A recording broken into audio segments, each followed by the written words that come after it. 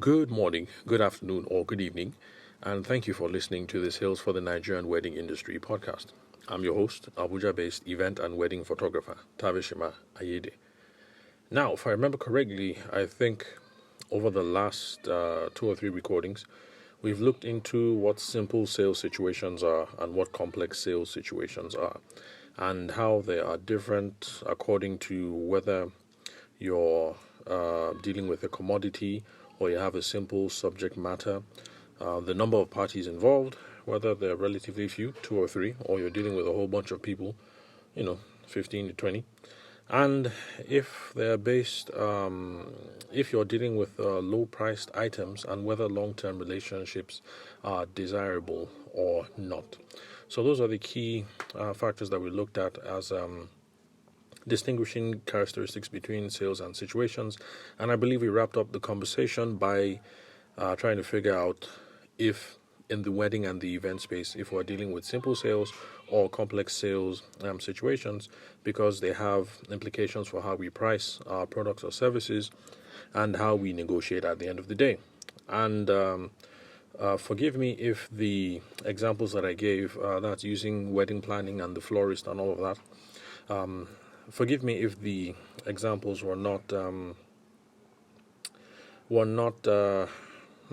do I put it? Forgive me, the examples were not properly suited. Since I'm a wedding photographer, sometimes when I'm sometimes when I'm making analogies using other people in the wedding space, I'm just running off of common knowledge because I'm a wedding photographer. So I don't really know much about what florists do or what the sales process of a florist is and the possible scenarios that they're trying to cater to. The same thing with event and wedding planning. So my examples might not always be apt, but I hope that given the limitations, if any, with the examples that I put forward, that that they were okay, at least to pass across the point. So basically, simple sales situation, take it or leave it. Try and extract as much value as you can out of the situation, and then cut. If you're in a complex sales situation, more nuance, more subtlety, more sophistication, more conversations are required. Now, on that note, today we're looking at one-time closes versus one-call closes. Now, for some of you who are hearing these words for the first time, you might wonder, is there a difference between a one-time close and a one-call close? And why are we splitting hairs? Why are we making a difference about these things that essentially sound the same? Now, the reason why they are different is because, before I started getting involved in listening to podcasts and reading sales books and things like that, I didn't really pay concrete attention in my sales process to when I'm supposed to ask for the decision, when I'm supposed to ask for someone to cut me a check or to make that transfer, or basically when I'm supposed to ask for the person to make a decision so that we could go ahead with it. It's something I had been freestyling about, and I realized that a lot of my brothers and sisters in the wedding and the event space also freestyle around this as well.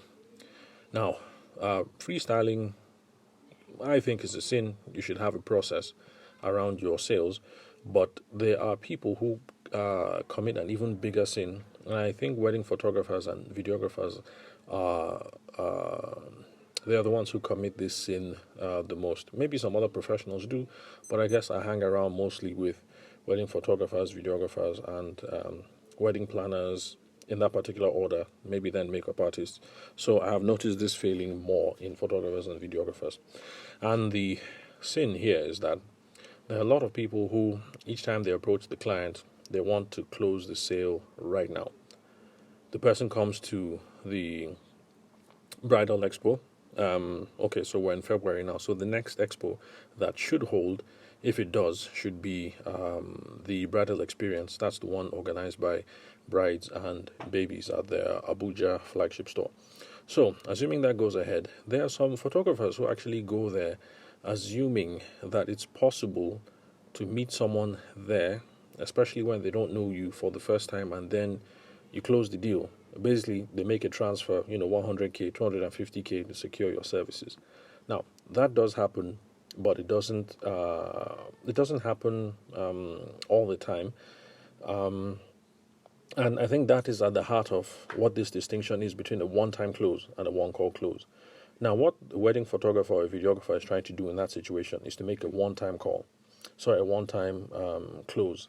This is the first time that we're meeting. You don't know me from Jack Robinson, but somehow I just think that I'm going to woo you with my charm, my personality, my photo books, my video samples. What else? I'll just overwhelm you, and you'll leave the event and you're going to give me a deposit for 200K against your wedding. Now, that is possible and that does happen, but not all the time. So that is a one-time close. You're meeting the first time and you just want to seal the deal on the spot. Now, a one-call close, however, assumes that you're going to have multiple calls with this individual. So they come and meet you at the bridal fair. That's one call. After the bridal fair, maybe you guys meet for one meeting at your office. That's one call. And maybe after that, you meet at their parents' house. That's another call. So you have multiple closes. Multiple calls. Now, the idea is that at each call, you have a specific objective that you have in mind, and you get them to just close on that objective. So, one of the plays that I used to run maybe 2 or 3 years back at bridal fairs was I went to the bridal fair not because I was trying to get them to make a 100K deposit on the spot, but because I wanted to get a commitment from them that they are interested. Often you have a lady there without her spouse, and the place is just too noisy anyway to have any serious conversations. Because our bridal fairs in Abuja, I don't know if things have changed in Lagos, the music is really loud. You guys are shouting across each other. And for the large sums of money that we're talking about for wedding photography and video and lighting and sound and everything, you have budgets that are running into hundreds of thousands of naira. And that is not the ideal kind of situation, ideal kind of context to have those kinds of conversations. So basically, at the wedding fair, my process was be sure that they are interested, get their contact details, and get them to commit to another meeting where me and my video guy, Shegun, will be able to sit down and then have a proper conversation with them. So you see how, in that case, I have multiple calls in mind. First call, bridal show. Second call, meeting. Third, fourth, fifth call. Well, of course, we're not trying to stretch it out as long as possible. We want to get things to be as short as possible. But we had at the back of our minds, Shagun and I, that there were going to be multiple calls. And so long as at this present call we achieved our objective, we're fine. So if they show up at the bridal fair and they are interested and they drop their details and we fix a day for the meeting, we're good. We've made progress. So we'll just make a note of what all the commitments are. And if they say, Tuesday next week is fine, Monday next week, I'll call them, get a hard commitment for Tuesday's meeting, and then we set it up, your place or mine. And then at that specific meeting, we'll have another thing that we want to gain commitment on, and on, and on, and on. And so that's the big difference between this term, a one-time close versus a one-call close. So one time, you just want to toast them, woo them, and get that commitment right now. Now, that can be done for huge sums of money, but you will find that when these things typically happens is when you're dealing with a simple sales situation. When you go to go and buy a goosey, like in the example I gave, there's no go-come about the situation. You either like this goosey or you don't. If you don't like it, you step and you move to the next stall. If you like it, you bring out 300 naira and you take, 1 cup or 2 cups or however many. But for a complex sales situation, typically, there are multiple calls. Like, for most of us, when we wanted to buy our first car, well, for me, I'm still at the first car anyway. So for most of us, when we wanted to buy our first car or our only car, the process was we didn't just walk up to a lot in. When I bought my car, we were in Lagos. So we didn't just walk up to a lot in Ikeja and then say, how much? And they gave you a price, and you guys haggled, and then you just got a check. So typically, you visit multiple lots, you go to one place, you feel the guys out, you look at the car, you think this car is cool, you guys chat a bit, gives you a ballpark figure, you collect his phone number, you go away. you make some phone calls, compare prices, and eventually you come back again, maybe 2-3 visits before you pick up the car, and then there's some haggling. You can see that here it's a complex sales situation because it's a car, it's expensive. You're going to be discussing with a number of people. You want to know what your brother's opinion is. You want to know what your wife thinks. You think about, how many kids you guys have, or do you have more babies on the way? Is it the right size? What else? Maybe even, what your father-in-law thinks about what a good car is, especially if you're going to be borrowing money from him. But bottom line is, there's a lot of money involved. It's a complex item. There are lots of stakeholders. You're going to be talking to lots of people. You're not just going to walk into a lot and say, how much is that BMW? And they tell you 40 mil, and then you say, what's your account number? That's not how it works for some of these things. And I really think that we wedding industry professionals, especially photographers and videographers, we need to get out of this mind frame. Stop this whole thing of you're meeting them today for the first time and you can seal that deal like that. Now, if you've put in some work, on the other hand, you've been building a brand and a reputation maybe for the last 10 years, like some of our bigger brothers and sisters in the business, you know who they are, so no need to call names. In that case, it is possible, because I have heard of someone call up Kelechi Amadi and then speak, I think it was a baptism or something like that. There was a phone call, and then, huge figures, supposedly in the millions, and the person made a deposit right after the conversation. Now, that's exactly the kind of thing that I'm talking about. Kelechi Amadi Obi has been at this game for a long time. He's been it since we were in secondary school. He's built up a following, a reputation, a brand. He's known not just in wedding circles, well, mostly in commercial and advertising circles anyway, and stuff like that. So he has that kind of reputation. Now, for someone who can afford it, they can say, all right, no problem. I'll make a 500,000 naira deposit. Can I have your account details? So for the rest of us, until we get there, you're applying undue pressure when you meet a bride the first time.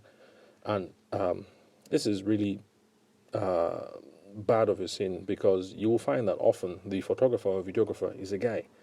And then we are talking to a lady, a bride, and the folks at your stand are going to be other guys as well, other photographers.